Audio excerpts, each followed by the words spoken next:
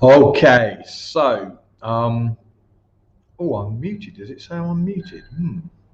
Not sure if people can hear me or not. I just had a little message pop up, but it's so brief I didn't have time to read it properly. Anyway, hopefully I'm not muted.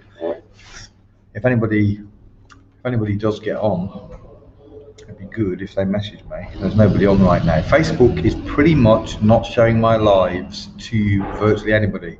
Got one person on only. If that one person could let me know if you could hear me, of course. If they can't hear me, they're not going to be able to message. Okay, anyway, I'm going to presume that I can be heard, and I'm going to ignore the flashing message that came up saying that I was muted. Not sure. So anyway, I'm going to be talking about vitamin D. For my American friends, that's vitamin, but I'm going to use the correct pronunciation, vitamin. We're going to be talking about vitamin D. I said the correct pronunciation because vitamin D is not a vitamin. That's a lie. It's one of the foundational. Oh, great. Thank you, whoever that is, that you can hear me. That's perfect. So I'm going to be sharing some information which is going to be conflicting with the mainstream information out there, even among most of the natural health proponents, gurus, and all the rest of it. They're all wrong. Not all, but a lot of them are wrong on this issue. So I've talked about it before, but I've been asked to explain it again in a less scientific way because apparently it was too scientific last time and people weren't able to understand some of what I was saying. So I'm going to try and make it simple. So let's start off with vitamin D is not a vitamin, it's a steroid hormone. Okay, so that's the first thing to know about vitamin D. The second thing to know about it is it's in hardly any food, and that's not by accident. It's in hardly any food. So that should tell you something. Okay, so is nearly everybody low in vitamin D? Are nearly all sick people low in vitamin D? Certainly, the test for vitamin D will show lots of people to be low in vitamin D. But the question is, can we rely on the test? And the answer is absolutely emphatically no, we can't. So the first thing to understand, same as the lie about vitamin K, no, that's another lie. So the first thing to understand, or the second thing, vitamin D is not a vitamin, was the first thing. The second thing to understand is how we measure it.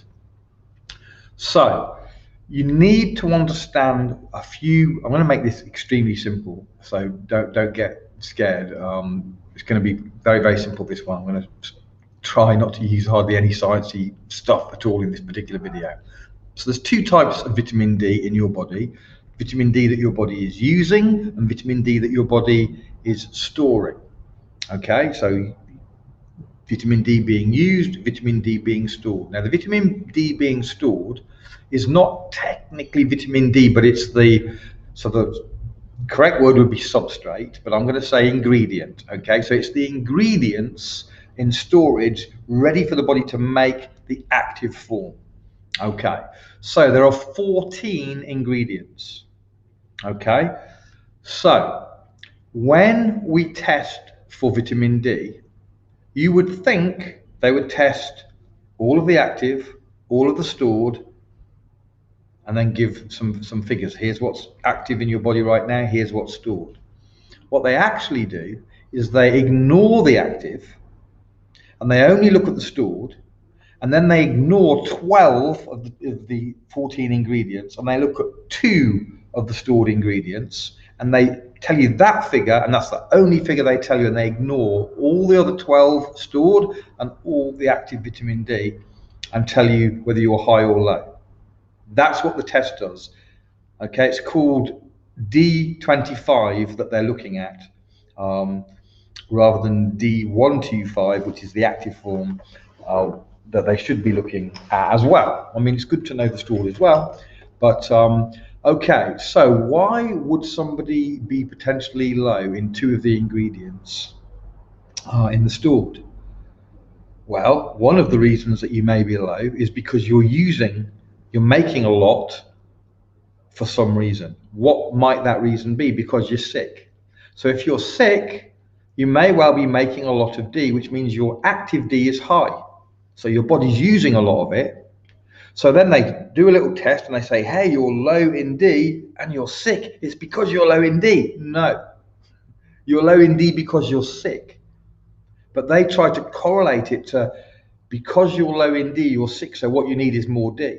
And by the way, when you take D, first of all, most of the D supplements are horrific, synthetic, and basically the ingredients in rat poison, and it causes calcium deregulation and all kinds of problems. One of the questions that people ask is, some people, they take D and then they feel better. Okay, well, let me point out something else. Some people with autoimmune problems have a lot of pain, for example, certain autoimmune problems, and one of the medications that they sometimes are given is a immune suppressor. Okay, so they suppress the immune. They say the immune is attacking you, which is all whatever. But they say the immune is attacking you, so what we need to do is suppress the immune. So they suppress the immune. Does somebody feel better? Yeah, they do. They do feel better. Have they been helped? No, they haven't. They're being damaged. Okay, so if vitamin D suppresses your immune, and there's good arguments to say it does, the supplements that you're taking, then you might feel better because your immune is now not responding to the attack that it should be responding to. And the immune, like if you're like a fever, for example, feels bad, right? So if you're under attack and your immune causes a fever, it feels bad. So if you then suppress that fever, you feel better. Is that a good thing? No, it's not a good thing.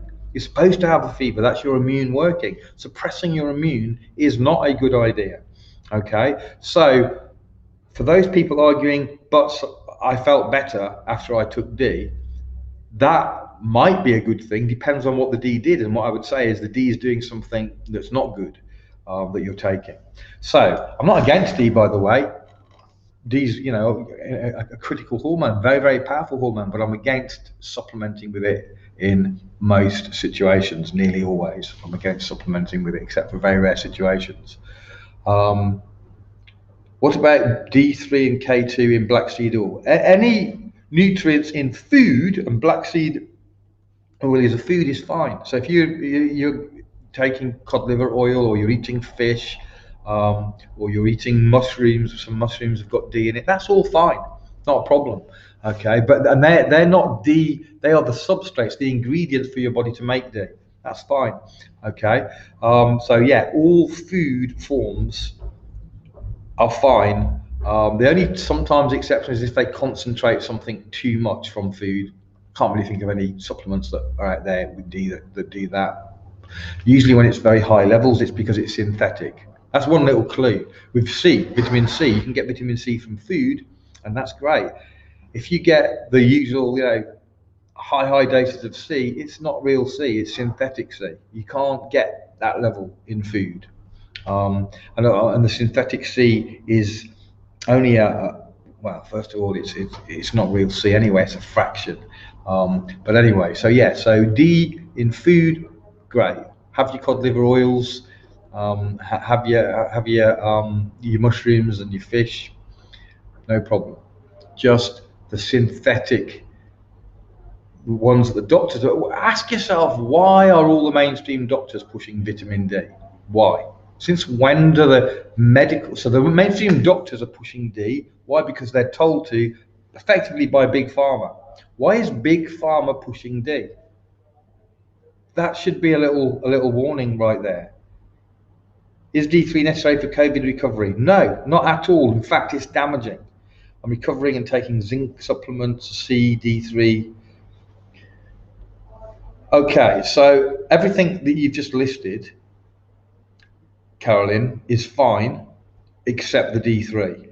However, I personally wouldn't take zinc independently, so I would use food-based supplements. I have a super greens that I like to recommend. I have a fulvic acid also that I like to recommend that have zinc and iron and C and all these things all in food state.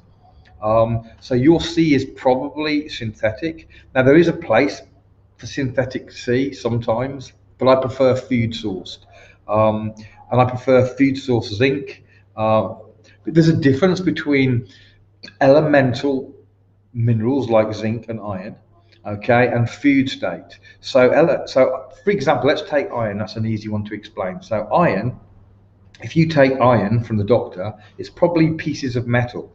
If you buy cornflakes and that's fortified with iron, that's iron filings that they're putting in there. They don't differentiate between pieces of metal and the iron that you would get from a plant or an animal. Actually, in this particular with iron, it's actually better to get iron from an animal than a plant.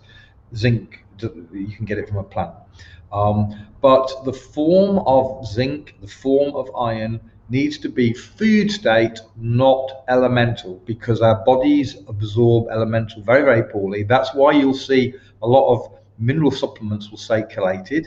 What that means is that's a elemental, non-absorbable metal. Okay, and what they are doing is, because they know the body's going to mostly reject it, you might absorb 5%, but 95% is now going to be a toxin in your body that your body has to get rid of. So because they know that, they want to increase the bioavailability by tricking the body and wrapping an amino acid, which is something that's organic, which is food. So they wrap it around the inorganic elemental mineral, and your body now thinks it's organic and absorbs it. And it tricks your body into absorbing this elemental mineral. You don't want elemental minerals. So it's much, much better to get your supplements of minerals and vitamins from concentrated food sources. And that would mean as well, because the soil is deficient, the food is deficient, and that includes food supplements, unless the food is grown in minerally rich soil. There's very, very few supplements that are food state, grown in minerally rich soil, organic, and so on. There's a handful of them out there, but those are the ones you want. Does that answer your question, Caroline? Okay, so got a little sidetrack there into some of the other things than D. But so D is a hormone, not a vitamin. It's not in food pretty much for a reason. It's going to suppress your immune, not help your immune. The reason people feel better is because it suppresses their immune. And their immune, when you're sick, does things that make you feel uncomfortable. So yeah, it's going to make you feel better, but it's not really helping you. Hopefully that's all very, very clear. I have done a more in-depth, detailed talk on D, where I'm actually interviewing a friend who's an expert in this area, Jim Stevenson Jr., and he goes into some of the science, which some people have said is a bit too complex, which is why I'm trying to make it simple. Have I made it simple? Is everybody understanding what I'm saying here? If you're not, just just put your hand up, just message to say not understanding this, that, whatever it may be, and I'll try and make it even clearer than I have done. But otherwise, I'm coming to an end. Does the fulvic minerals contain D? Listen, there's very little D in any food. There's hardly any D because it's a hormone. It's not a vitamin. Okay, so when we say D in food, what we're talking about is the ingredients that your body uses to make D, and there's very little food that's got that in it. Okay, so mostly it's fish. There's not much in plants. There are some plants, primarily mushrooms. Mushroom would be the main plant that has some of the substrates, the ingredients of D. But no, food doesn't have it much. Which, as I say, I like to use that to point out, look, if we all needed D so importantly, if we were all crashing our immunes because we didn't have enough D, it would be in loads of food, and it isn't. So it's kind of the little red flag that says that we're being lied to. So by the way, Carolyn, if you can get hold of, so I'm not in favour of drugs as a general rule, but for COVID, which you say you're recovering from, if you can get hold of ivermectin, then really that's something I would use. Here in Brazil, you can just go into any chemist and buy it for a couple of dollars over the shelf, no prescription needed. But they're making it difficult in many countries in the UK. They're making it very, very difficult to get hold of. They're also making it difficult in the US.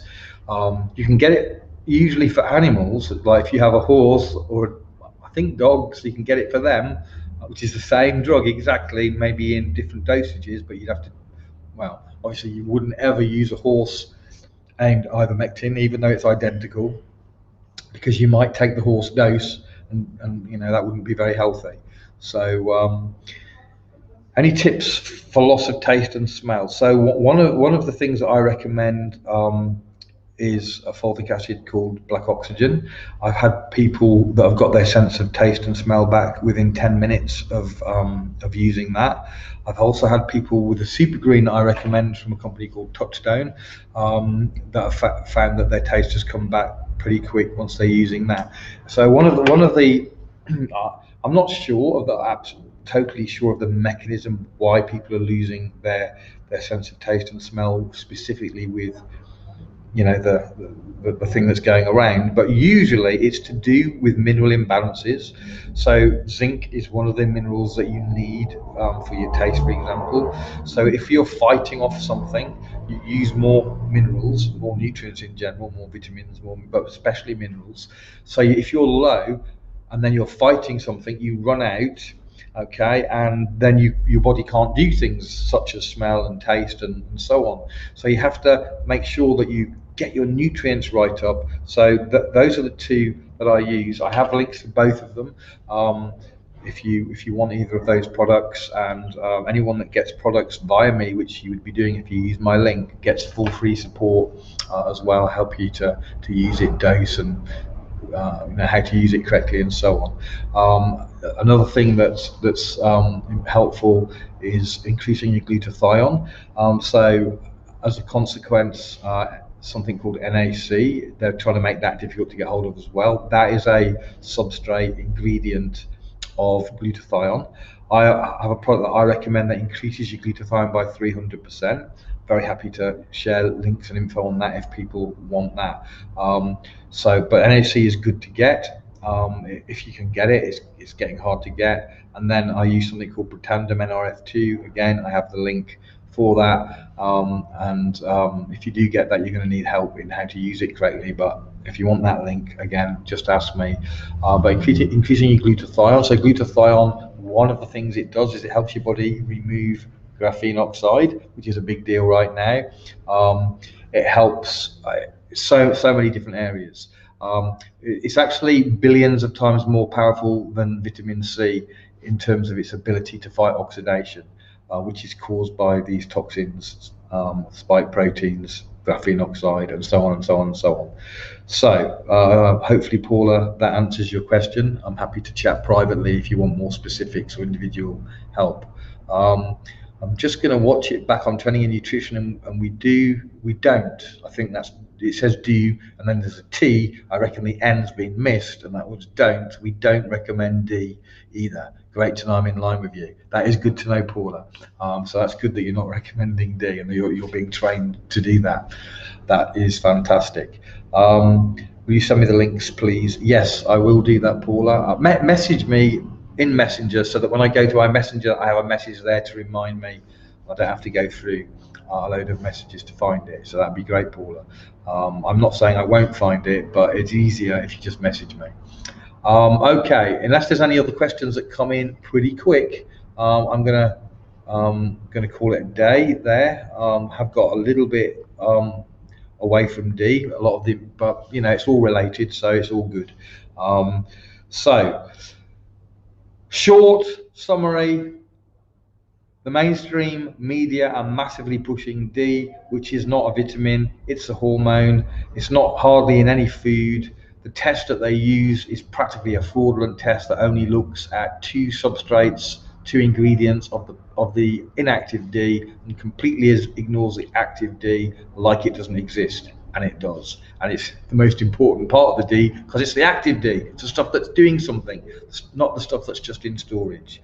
All right. God bless everybody. I hope I managed to keep that simple. Hopefully that was understood by everybody. If it wasn't, then you just get in touch with me, either on the thread or privately, and I'll do my best to make it clear for you. Thanks so much. God bless everybody. Have a great day. Bye bye.